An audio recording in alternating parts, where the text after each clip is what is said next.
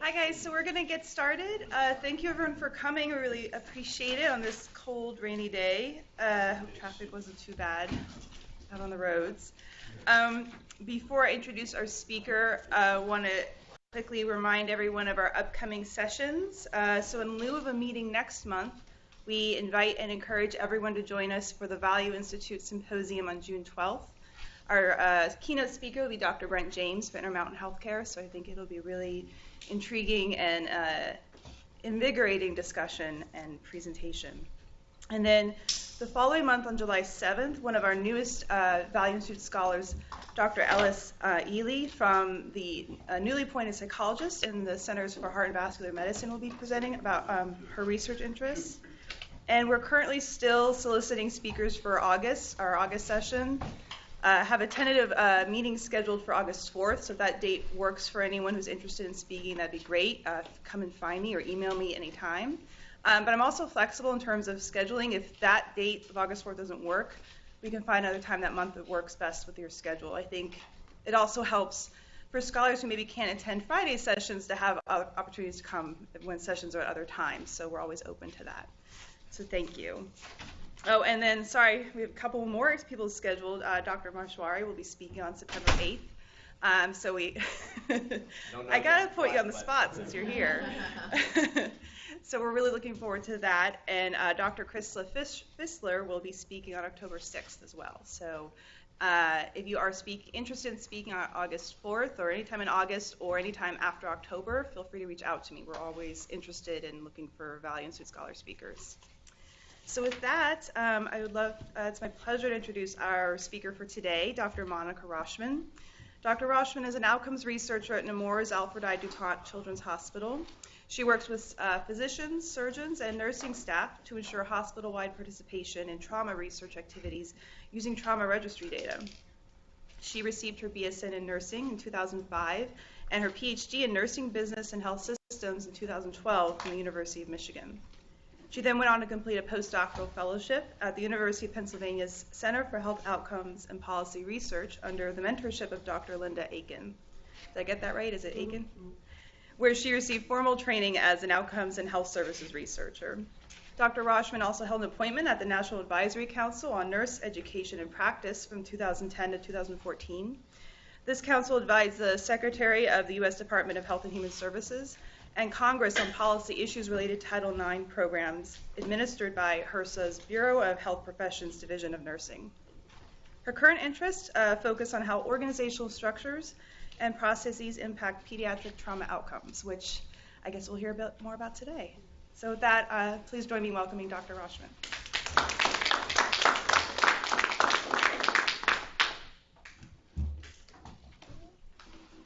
Hello. It's a pleasure to be here. I was asked to come and speak with you today because I was a newly minted External Value Institute scholar, so I thought, it would be a good opportunity to introduce myself to Christiana and the Value Institute.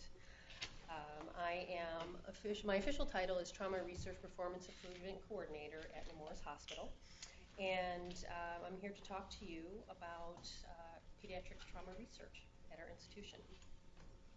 No conflicts of interest to declare currently. My objectives: describe Nemours' pediatric trauma population. I'm going to define research requirements for Level 1 Trauma Center. I want to describe my role at the institution, my background, and my previous research. I'd like to describe the current research progress that we have at Nemours in pediatric trauma research. And I'd like to identify future goals and research ideas. And another reason why I'm here is we have a small research program at Nemours, and I'm hoping to encourage participation and collaboration for research and some papers. So this is a map of the TriState Area, and some of you might probably have already seen this, but this is a Delaware trauma level designation map. And DuPont is one of 3 Level 1 trauma centers in the area. And as you may know, we are the only pediatric Level 1 trauma center. Now our journey to a Level 1 trauma center has been quite long. In 1999, we were a Level 4, and we didn't become a Level 1 until 2013. Upon assessment of the region needs and our volume, and Nemours decided that would be benefit to the population to become a level 1 trauma center. So just some brief background of our trauma population. This is a graph of the volume from 2006 to 2016, over 10 years, and you can see that we increased steadily over a number of years, and we reached our highest volume in 2013 when we first really started thinking about becoming a level 1 trauma center. It remained steady after that, and it decreased a little bit in 2016.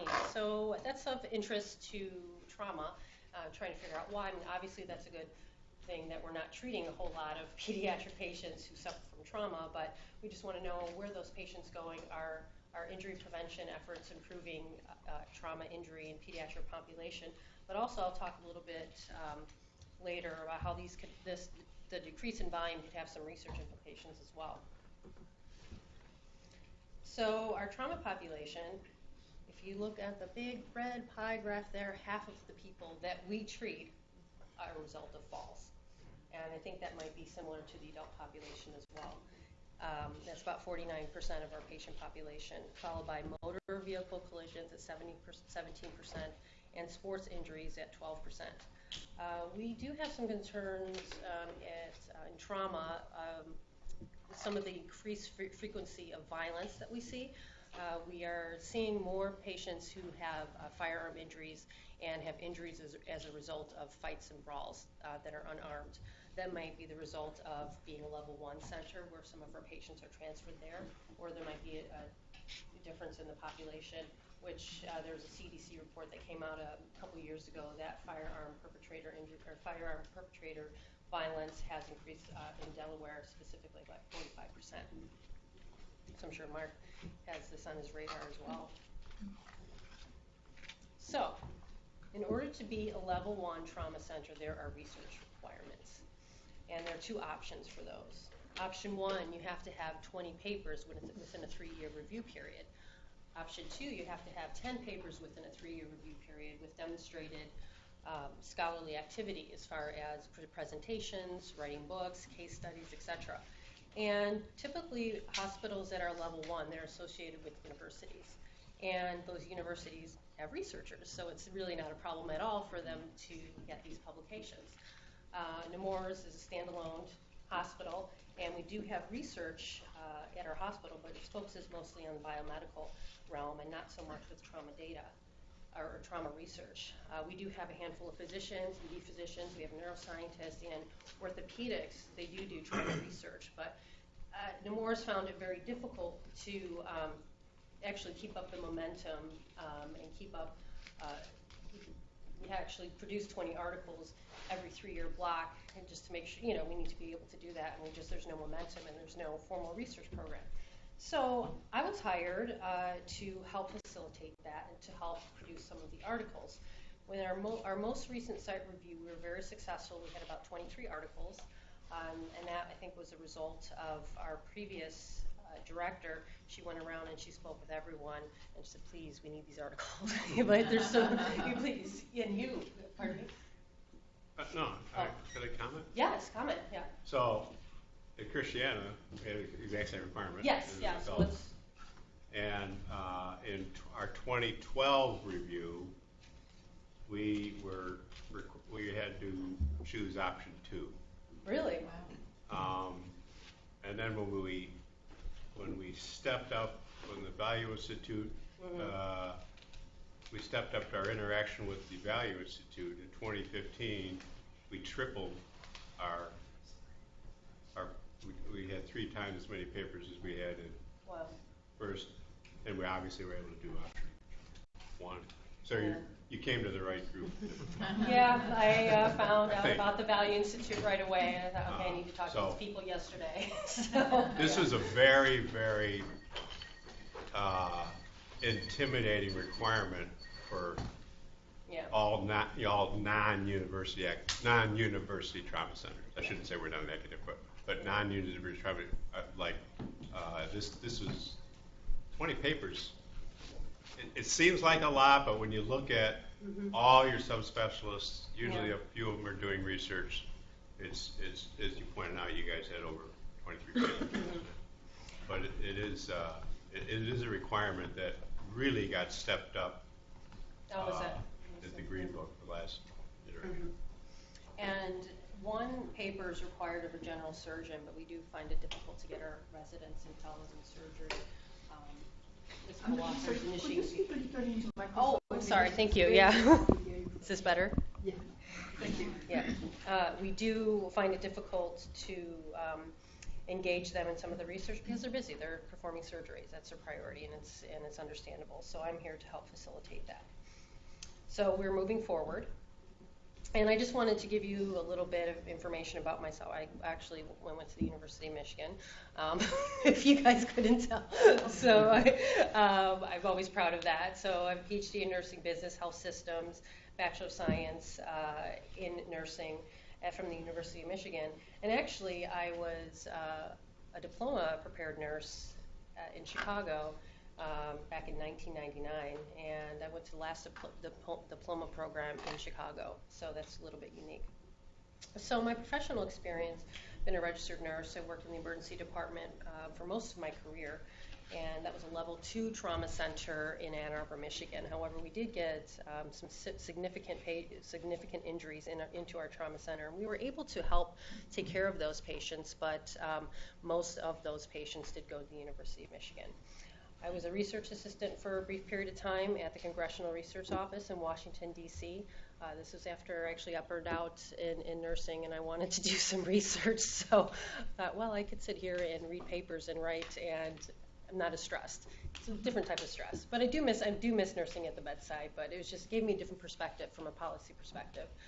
Clinical research coordinator in emergency medicine, and that was that was my first introduction to clinical research at a very, very personal level.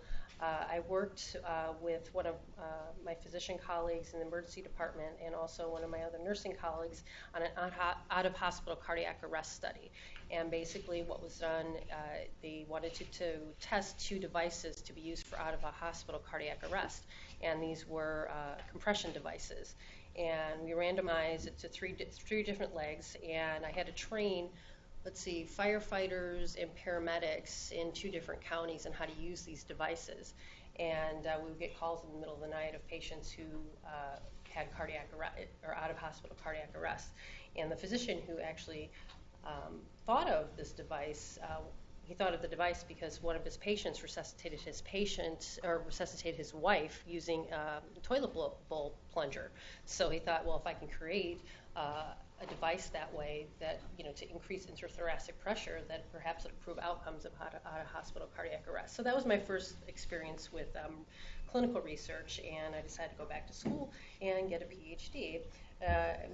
Did graduate research for one of my nursing mentors, and again, the postdoctoral fellow at the University of Pennsylvania for health outcomes and policy research.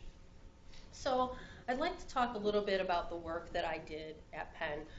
It's not necessarily trauma related, but it's database related, and it incorporates the structure, process, outcome, quality of care model that is used by Donna Bedian, and it will probably give you an idea of my background. So it was entitled Better Nurse Staffing, Nurse Work Environments are Associated with Increased Survival of In-Hospital Cardiac Arrest. It was published in Medical Care in 2016. So there are fewer than 1 in 4 patients who have an in-hospital cardiac arrest survive to discharge, and there are about 200,000 in-hospital cardiac arrests annually in the United States. There was a paper that looked at hospital variations in survival of in-hospital cardiac arrest, and those differed by about 42%. And there's nothing to really explain that difference.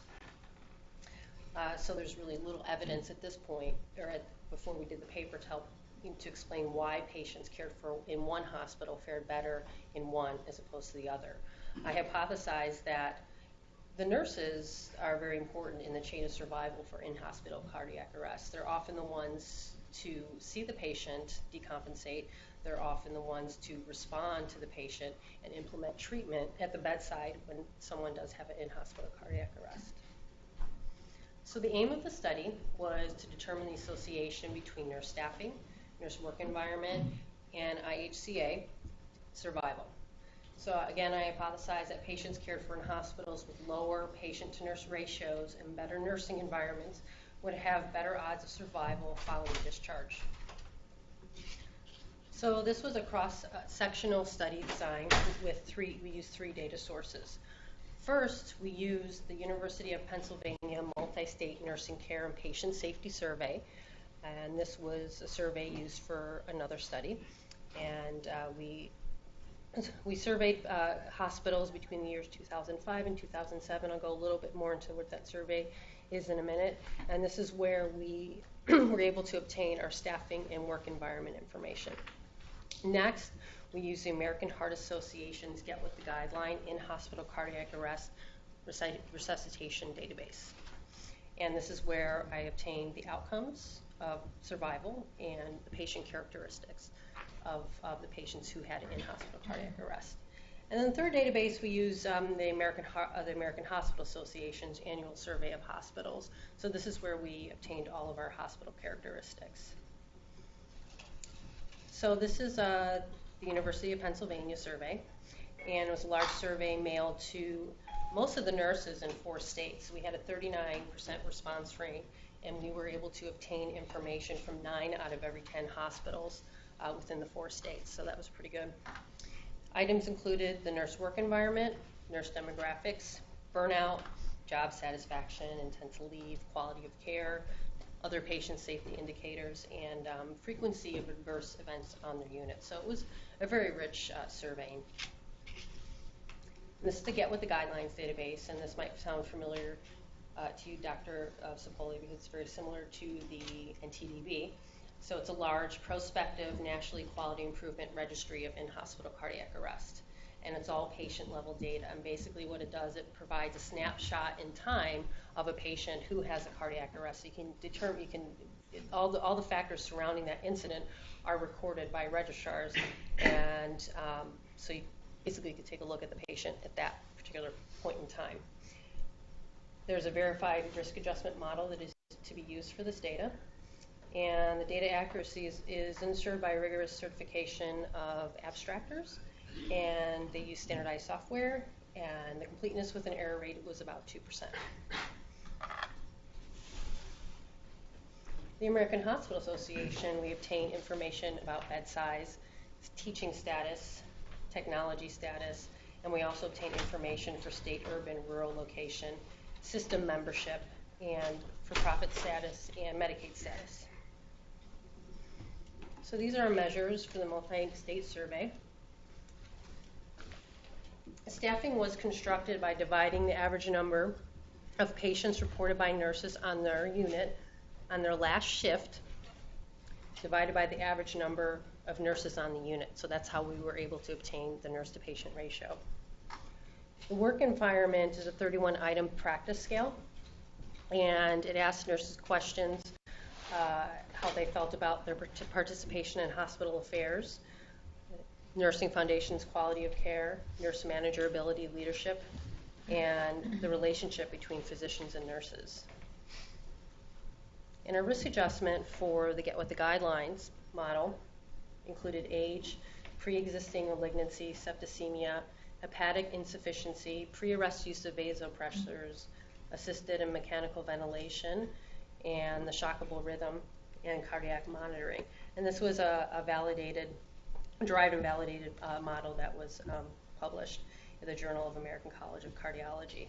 And we also added arrest location and whether or not they were witnessed, because we felt that these would be specific to nursing. And then our outcome, survival to discharge. So our inclusion criteria included all patients who had initial documented rhythms of PEA, asystole, VTAC, and VFib, so pulseless. And we excluded patients under the age of 18. We just looked at adults. And we looked at medical, surgical, and ICU units only. And we also excluded patients with ICDs. And we restricted analysis to patients with 10 or more cardiac arrests between 2005 and 2007. And I don't know if you can see this here. I guess you can. It's it's a figure to describe our final analytic cohort, and we ended up with 75 hospitals and 11,160 patients. Any questions? Okay. So initially, we compared hospital characteristics. We wanted to make sure that our Get With the Guidelines hospitals were similar with the other hospitals in the 4-state survey. And we wanted to compare, obviously, the characteristics of patients who survived and died in the hospital. And we did logistic regression models that accounted for clustering of patients in the hospital. So just a brief overview here. I just wanted to show some of the difference between the hospitals at the Pennsylvania data set and then the Get With the Guideline hospitals. There's nothing statistically significantly different, although there were two factors that were Get With the Guideline hospitals tend to be larger, have a larger bed size, and tend to be high tech. And that would make sense. Larger hospitals have probably have more resources to devote to a quality improvement project, such as Get With the Guidelines, because it does cost time and money, and not everyone can participate into that. So the results, 15% of IHCA patients survived to discharge. Mean age was 68. 56% were male, 80% were white, 17% African American. Over half the cardiac arrests occurred in the ICU. 88% were monitored, and shockable rhythm was present for about 15% of patients, which shockable rhythm is a predictor for survival in the hospital, and it's interesting that was the same number for the most part. Shockable rhythms are 3 times as likely to survive. So if a patient has a shockable rhythm, there's somebody responds within 2 minutes, they defibrillate them, they're more likely to survive. And monitor patients were nearly twice as likely to survive. If you're a nurse and you remember from nursing, you can see the patient's heart rate from out in the station. So if you see that and you can hear it, and if their alarm's going off, you're going to respond. And we were able to prove to really find an association between nurse staffing workload and survival. We did discover that each additional patient per nurse on a medical surgical unit was associated with 5% lower odds of survival. So one more patient per nurse, 5% lower odds of survival. And in poor work environments, there's a decreased likelihood of survival by 16%. I didn't really go into how we divided up the scale of the work environment, but basically we divided up the scores into quartiles in 4 different parts, and then we put them into 3 categories, and then we did a dichotomous variable. Basically, we did poor work environment, and then we did other. So that's how we modeled that. So it was a pretty significant study. We first to describe the relationship between the organizational features and outcomes following in-hospital cardiac arrest. There are definitely workforce implications to improve the outcomes, which don't really cost any money to hospital administrators if nurses are feeling like they don't have good relationships with physicians or they don't feel empowered to work on their unit. That's something that can be implemented by leadership and also with other staff. And staffing mattered more for medical surgical patients, but not for the ICU. ICU staffing there's probably less variability in ICU staffing. The ratio is typically 2 to 1. But staffing for medical surgical patients, you can have anywhere from 5 to 12. It really depends on the hospital. The limitations of the study is a cross-sectional design. We were able to adjust for key variables that have been linked to survival, but there might be other factors that we don't really know about that may impact that. So there's never really a way to know for sure. Again, hospitals that were larger, more likely to be teaching, have better nurse work environments, and we can't really generalize this to the entire population. And we can't link patients and nurses to the hospital. We can't link individual nurses to patient. So I know that was a mouthful, but I wanted to give you an idea of what I've done in the past. And so this is our current progress at Nemours. Does anyone have any questions? before I go on any further. Yes? Just a study back Yeah. or a question on the study that you just mentioned. Yeah. You mentioned that there's other confounding variables. Was there any look at specific processes in the resuscitation phase, and whether that had any change in impact? We did. We looked at time to defibrillation, and we didn't find any significance with it. Yeah. But there have been other studies that did find a significant difference between the specific process measure of time to defibrillation and nights and weekends. It was more than 2 minutes. So we thought that it was possible it could be as a result of staffing. Right, We're just that's not what there, to Is respond. there a relationship between adherence to optimal practices? Yeah. I think that there is, but we didn't find that. And it might just be because the data weren't there. We didn't have enough hospitals that did both surveys. So, yeah. Thank you for that. Yes. I have a comment. So this is really interesting work. Thank you. Mm-hmm.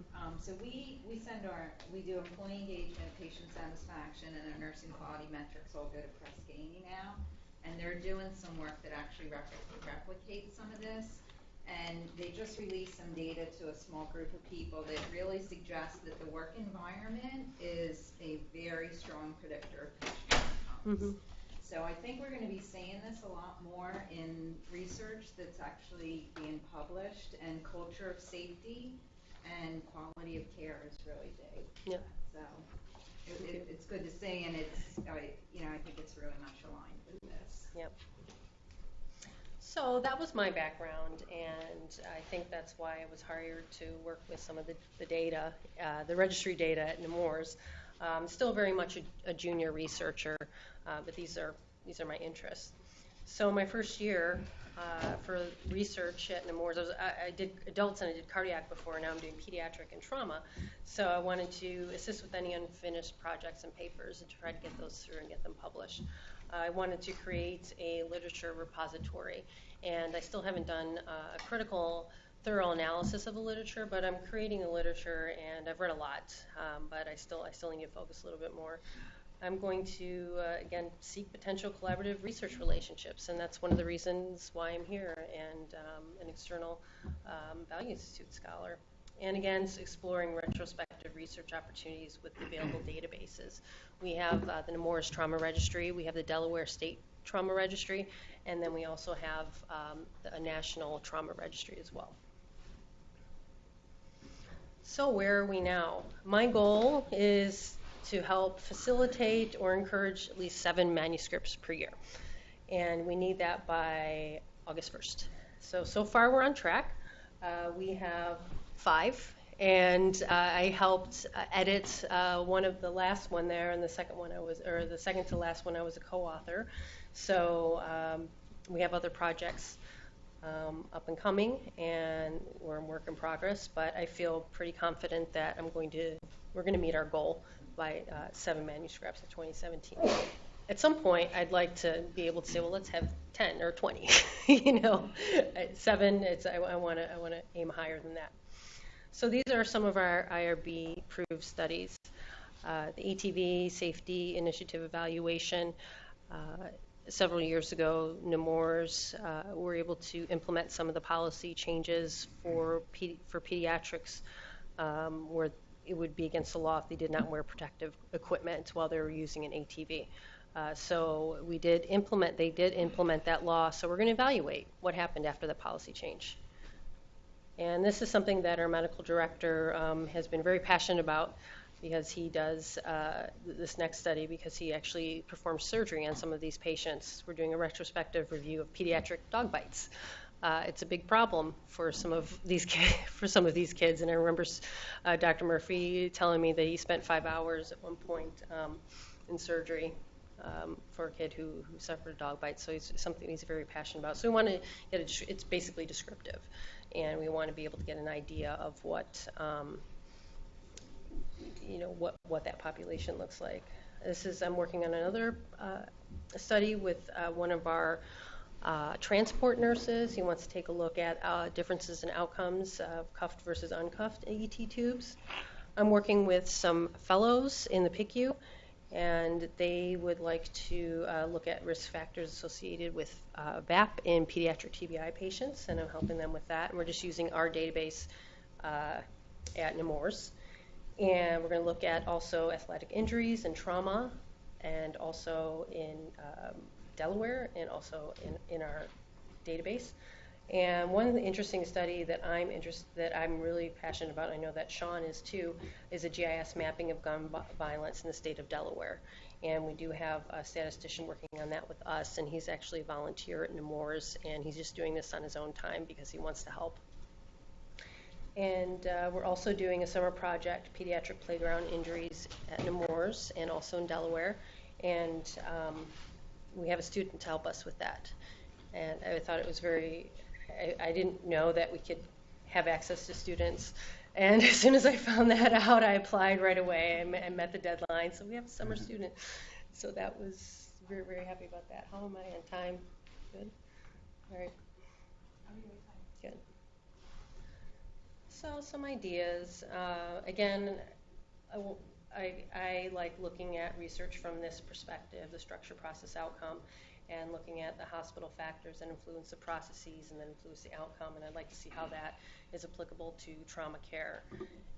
And we do have access to a large database, and one of the reasons I reached out to Christiana is that I want to be able to use this database, and I think that the Value Institute has access to it, and it's housed here. And the National Trauma Databank is the largest aggregation of trauma registry data ever. It's fairly new. It's in its infancy. It's a nationally representative sample of trauma. And right now, from what I read recently, it's about 100 hospitals, level 1 and level 2, and in various regions. And I think it's not mandatory, but well, they submit all their trauma data to the national database. So it's something that I think is useful to look at patient-level data. And their goal is to really inform the medical community and the public about a wide variety of issues to characterize the current state of current injured patients. Yeah? This is all patients, adult and pediatric? Yes. So another source of data is pediatric TQIP benchmark data. And this is fairly new. This is the Trauma Quality Improvement Program, and it's a subset of data that are submitted to the NTDB. And so I called them and I asked, well, what percentage of patients are taken in TQIP and taken out of the NTDB? And they said anywhere from 20 to 30%. They have really strict criteria. What it's used is for benchmarking, and so hospitals can compare one hospital to the other. So they have a lot of various data points, and they do have a risk-adjusted model. So I think that in the future it would be interesting to also look at the TQIP data and use it for research. We have a small proportion at Nemours that are submitted to TQIP. There's 121 hospitals. There's about 95,000 patients, and Nemours cohort, the recent cohort, is 941. And I think that for pediatrics specifically, there's only about, we can only use 2014 database. So I think it might take some time before we can use TQIP, but it's on my radar. But briefly, I wanted to take a look and show you the type of hospitals that are in the pediatric TQIP. Looks like most are level 1, and there's level 2. And some of them don't have any trauma status at all. And most are adult and pediatric combined, with very few pediatric-only centers. But I still think it has potential. So there's two articles that I came across that I thought were very interesting.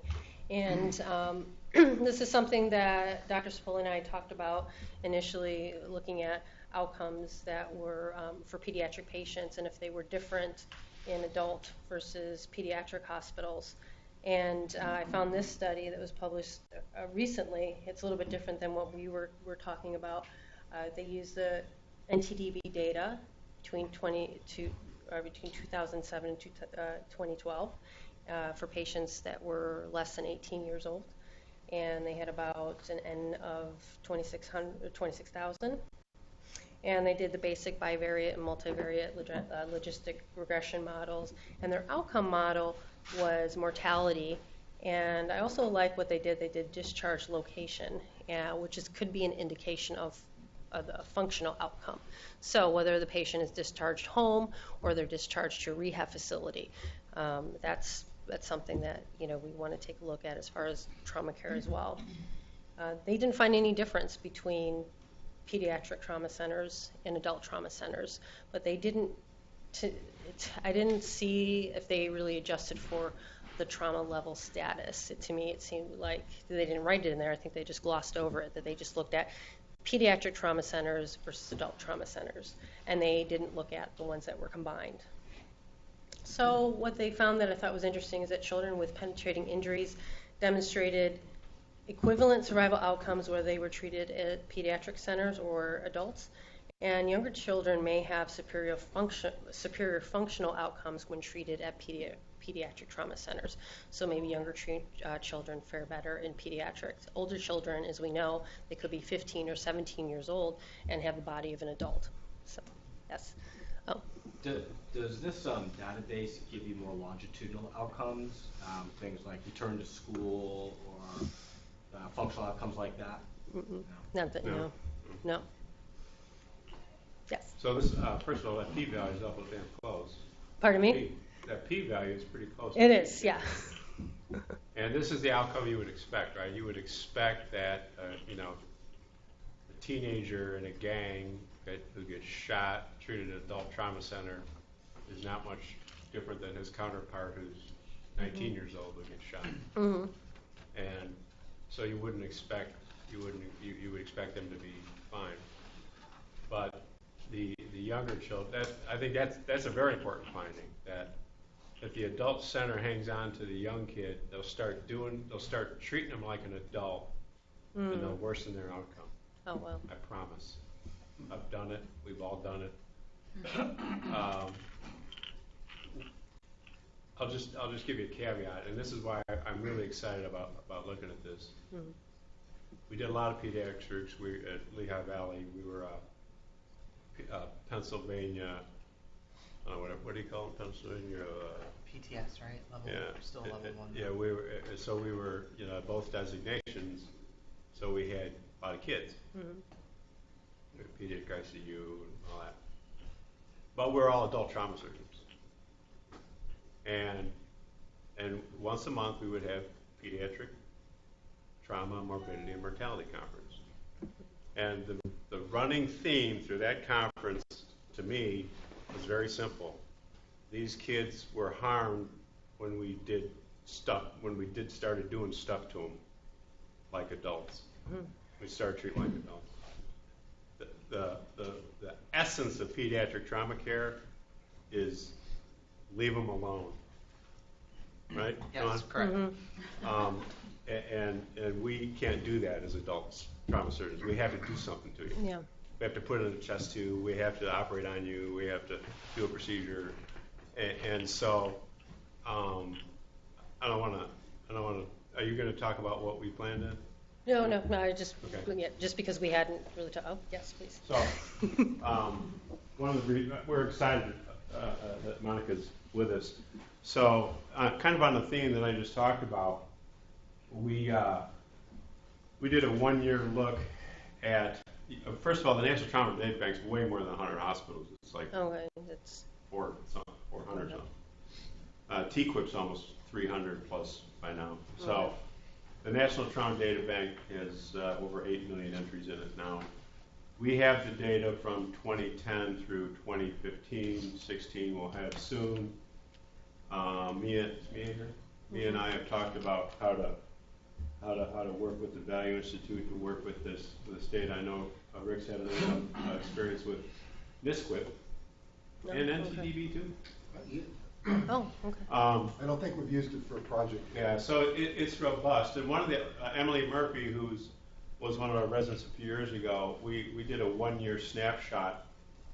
I think it was 2010 or 2011 at the National Trauma Databank, and we asked the question: Does achieving pediatric trauma center verification change outcome? Is that an important thing to do? Because one of the things that happens is, big hotshot university level 1 trauma centers who have excellent pediatric capabilities. The pediatric hospital may be across the street, it may be next door, but they're there. They never, a lot of them don't bother to achieve verification because it's like, what do we need to do that for?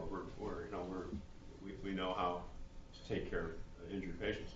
So there was lots of columns. It was, pediatric verification 1, pediatric 2, adult 1, no peds, adult 1, some level 2 peds, and level 3 trauma centers. And we looked at simple. We looked at outcome. We looked at mortality. And the centers that did the best, not surprising, are the kids end up in a pediatric 1 center. They had the best outcomes. They had the lowest mortality. The kids that did the worst were in an adult that stayed in an adult 1 center. I shouldn't say they stayed. Only 20% of them got transferred. So they get real sick kids, right? They're a trauma center. They get sick kids, and just like and if they keep them, their mortality is higher than they are in the ones. Now that is so it argues to me, in the places that do the best are the adult level 3s, because they're used to getting patients, adults and kids, out of their hospital to the primary, to the resource center quickly. Rick's helping us look at this in our own state with adults. So what we'd like to do now is we now have 5 additional years, and we'd like to work with Monica and kind of pick up where we left off and do a much larger look at this. Of course, the problem with NTDB, it's just a big giant data bank. It's not risk adjusted.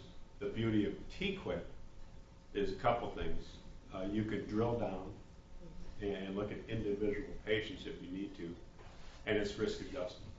The outcomes of complications, mortality, those things are risk adjusted. TQIP is becoming more and more robust as it gets more and more patients in it. And we use as the adult center, we've been in TQIP for quite a long time. Glenn Tinkoff was one of the founders, if you will, of TQIP. And we use it constantly for to improve our care. I can tell you that the first one of our first reports, the TQIP reports, we look great. You get they have the diamond. They used to give us a caterpillar graft and the mortality. You've got centers expected over observed mortality, a low number on this side, a high number on this side. And of course, as soon as you get your report, you see where your center is. And then they changed. It got to be so many centers. They changed it to a box plot graph. And so if you're green, you're good. If you're black, you meet the benchmark. If you're red, you're outside of the benchmark in a bad way. So we looked at one of our first reports. We were, like, of the 7 patient types, our mortality, like 5 out of 7 were green. We great, patting ourselves on the back. The next report was about the same, but our complication rates weren't red, but they're getting there. And we looked at, well, okay, so how are our patients doing? Well, we noticed that our patients, I might have mentioned this when we had the palliative care discussion. Our patients who died were dying later than the benchmark. So, a light bulb went on, at least in my head, and said, we got a real problem with palliative care. This is a whole different topic. Sorry. But this is an example of what TQIP is. So congratulations. We're keeping patients alive longer to have more complications. Then they die. So I think we're better at it. But that's just an example of the kind of things TQIP can do, and we're very excited that you guys are putting data in TQIP Yeah. now for. Yeah, we have been for a while, since 2013. And the other thing that's just happened is our level 3 trauma centers are now required to participate in TQIP. Mm-hmm. So. You know, it's funny you mentioned, not to take away, but it's funny you mentioned the pediatric trauma care being non-operative for the most part. Yeah. And that actually is a double-edged sword, and we've talked about that a little bit. That actually is one of the challenges for us with getting our physicians and our surgeons engaged in trauma research, because Right. they're surgeons and they want to operate, and pediatric trauma care is largely non-operative. And so getting them engaged in that piece is one of the challenges that Monica faces. Thank you. And this is still Josh Brown, yeah. new to me. Have you read this article? I Yeah, thought that he was... presented this at Josh Brown's a resident, by the way. Oh, really? Yeah. Oh, okay. Yeah, that was an impressive At study. Pittsburgh. They're going to, of course, keep him in Pittsburgh. Yeah. This was presented at the resident paper Committee on Trauma resident paper competition 2 years ago. Okay. Oh, the same year Emily presented hers, I think. Oh, okay. Yeah, I thought it was very interesting, and I had to read it a couple times. So hopefully there's biostatisticians in here, so maybe they could have a comment on it. But they wanted to look at the association of trauma center volume with change over time with mortality, just to see if the volume would affect the mortality when it changes over time. And when I spoke to our volume initially, we were concerned about it. They could have research implications because they found that each 1% increase with volume was associated with a 73% increased odds of improving survival over time. And they also found the opposite, that if you have a decrease in volume, you decrease your outcomes with a twofold decrease in survival. So basically, high-level trauma centers, infrastructure seem to facilitate the volume outcome relationship. If you have higher volume, you have better outcomes. If you have lower volume, you have worse outcomes. That's how they look. They did use a risk adjustment model. They don't really account for why they might happen, and I think that's a real interesting avenue for research. Like, what are those factors? What are those structural process factors that contribute to these findings? And obviously, this was not a critical review of the literature. They used different models that I wasn't necessarily used to. I've heard about. They used differences in differences model to assess changes over time. And that's something that actually Penn right now is looking at with the nursing database and outcomes, and they're seeing staffing changes longitudinally over time, and that just seems like where the science is going. So this is something I'm definitely interested in learning more about, and if anybody wants to do a journal club and talk about this article, that would be great. But it's something that I'm interested in. So I don't know if you wanted to add anything. It's just like a brief synopsis of what. Did Josh look at, or did he talk about in his paper? Is there a sweet spot that if you get like too much volume, if you become inundated, your system begins to have a problem? Not that I recall. I know we've talked about it, but I don't know if that's ever been shown. This, of course, been shown not just in trauma, but in particularly in procedures. The more kidney transplants you do, the better outcome you have. The more gallbladders you do, the better outcome you have, which certainly makes sense. But I don't know that in trauma if we've ever demonstrated that that if you have Like a threshold? Yeah, like there's a threshold. I think that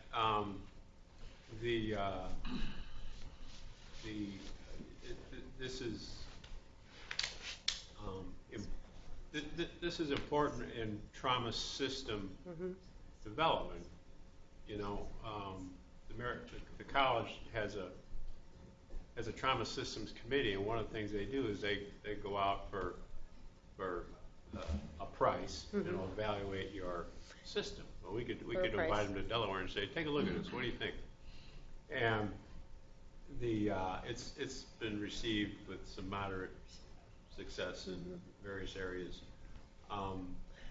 But this can be problematic if you have too many trauma centers in a close,